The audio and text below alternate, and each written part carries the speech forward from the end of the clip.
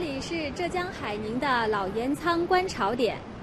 远远的我们可以看到，潮水已经在江心形成了一条白色的长链，就如同是一条瀑布横跨在江心，缓缓地向我们推进。现在我们看到的画面是直升机航拍到的画面，可以纵览整个潮行在江心中摆出的姿态，非常的优美。其实由于潮水大的时候太过于凶猛，人们在钱塘江的沿岸呢，还是逐渐修建了很多的钉子坝挑向江心。这样的作用呢，是既可以阻挡潮水，同时也可以让这个潮水行进的速度更加的缓慢一点，从而保护我们在镜头里看到的始建于清代的老海棠。由于明天有可能会受到台风杜鹃的影响，因此今天的天气和昨天相比已经有了一点小小的变化。昨天在这里风力不是很大，也没有雨，今天早些时候这里已经是下起了小雨，所以来看潮的人们已经是打起了伞，带上了雨披。那如果您想知道今天的潮水究竟有多大呢？来看一下我们镜头里悬挂的这艘小木船就知道了，这是渔民出海打鱼用到的木船。昨天它悬挂的高度只是和栏杆齐平的，而今天我们刚才也看到了，已经是挂到了整个的最顶端了，要远远的高出栏杆。那这样做的一个好处呢，就是避免在潮水过大的时候，渔船会被潮水打击到。好，现在我们看到潮水离我们是越来越近了。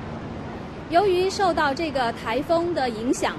今天整个的风力要比昨天更大，因此受到台风的这个风力的助推，潮水行进的速度也是要明显的快于昨天，超过了每公里的时速是20公里每小时。那另外呢，整个的受到台风的影响，这个整体的钱塘江的水位也是抬高了半米左右。抬高的江水的水位再加上叠加的潮头的高度，因此我们今天看到的这个潮水是会更高，而且行进的更快了。经过刚才翻越钉子坝，好，即将翻越一座钉子坝。刚才也说了，这个江水的整体水位抬高了半米，因此刚才我们看到的钉子坝几乎是和江面是齐平的，非常轻松就跨越了这座钉子坝。那其实在说到老盐仓看潮最大的看点呢，并不是这样一些小的钉子坝，而是在它的不远处前方有一座始建于1953年的老盐仓大坝，也是整个钱塘江上面最大的一座大坝。这座大坝它的长度是达到648米，高度达到9.2米。像这样扑面而来的潮水行进到老盐仓大坝的时候，往往会形成一个剧烈的撞击，那会不会形成回头潮呢？我们马上来看一下。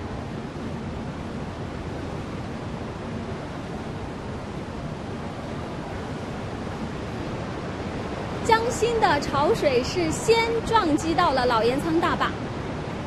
然后依次的进行爬坝的动作。那其实这个潮水是后浪推前浪，在老盐仓大坝的拐角处，它的力量会形成一个积聚的顶点，也就是我们现在看到的这个拐角。潮水已经完全的漫上了老海棠。好，现在我们看向江心的部分，第一波的回头潮已经形成了，而且非常的明显，比昨天要高要大。那观测下来，这个潮头的高度应该是超过了2米，非常像万马奔腾在江中心。那您是不是以为在老盐仓看潮看到了回头潮就是最大的看点呢？还不完全是我们接下来的一个要看的看点就是回头潮一路在逆行，在老海棠的拐角处有一个直角，将会形成一个冲天潮。好，现在我们看到回头潮已经是翻过了老海棠，一边扑打着，一边向老海棠的一个拐角处行进。那昨天呢，我们在老海棠的拐角处已经是竖了一个20米高的一个标杆，上面还挂了3盏红灯笼。昨天有1盏红灯笼已经被打收掉了。那今天这个冲天潮会打到多高呢？从目前的这个翻腾的回头潮的趋势来看，我觉得应该比昨天会高一点。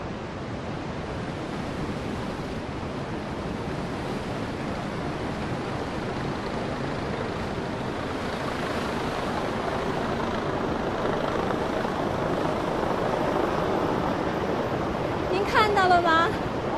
哎呦，我们这杆子已经被打弯了，3个红灯笼都已经是接触到了地面了。而且这个冲天潮已经直接是将老海棠，甚至是上面的防护堤都已经是直接漫掉了。那这样的高度呢，可以说是超过了20米，直接要接近30米的高度了。潮水的魅力也就在这里啊，它每天都是变化不断的。比如说我们前天来的时候，甚至都没有形成回头潮，而在今天我们看到，回头潮打回到原来一个拐角的位置形成的冲天潮，甚至是将近要达到30米。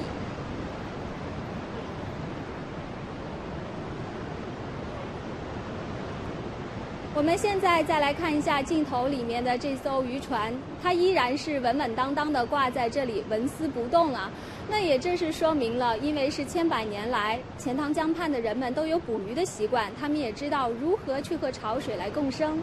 那么在潮水大的时候，通过看渔船就知道他们会把渔船高高的吊起来，而当潮水退却的时候呢，他们会把渔船放下来到江里面去捕鱼。长久以来就是这样和平的相处着。而通过这样老的渔船，还有千百年来的钱塘江的回头潮，我们也仿佛看到了当年这两岸的人们逐水而居是怎样一种生活的场景。我们现在在画面里看到的是，今天早上有很多的观众都是早早的来到这里等候，他们都会拿起相机，希望把这个美妙的瞬间记录下来。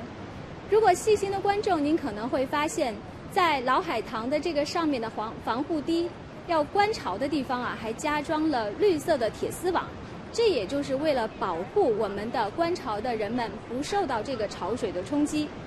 说到这儿啊，还要告诉大家，其实每年我们在这儿进行直播呢，直播的机位也都是不一样的。潮水小的时候，昨天，好，我们现在看到的是精彩回放的画面。刚才是吞过了一座小的丁字坝，行进的速度非常快。好，正式的撞击老盐仓大坝。在第一波的潮头已经是漫上了老盐仓大坝，已经超过了9.2米。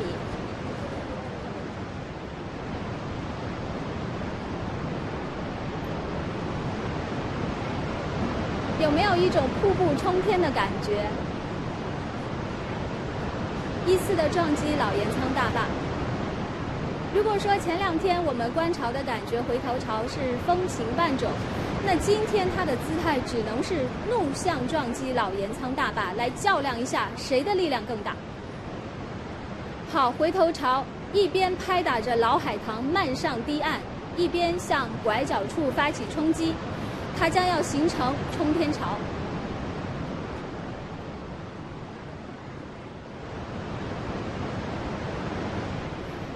别看我们今天才挂了3盏红灯笼，我想即便是挂上10盏，也应该会被他们扑到地面吧。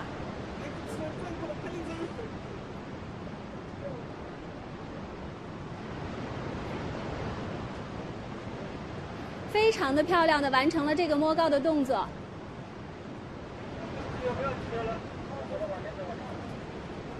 您看看，如果这个时候，如果我们是站在老海棠上来，不管是观潮还是进行拍摄，该有多么的危险。那老盐仓观潮啊，其实美丽和危险是并存的。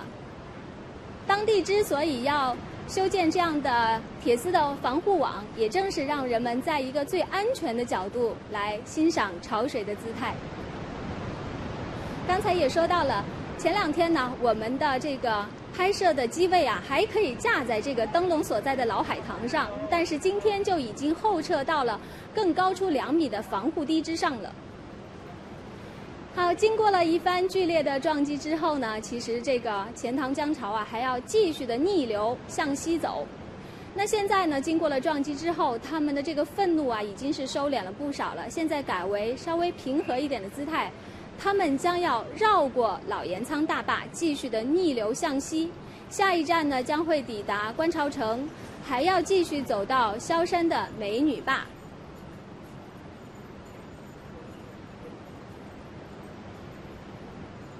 我们现在看到，在江中心潮水的姿态也是经过了撞击之后，它们又是重新的集结，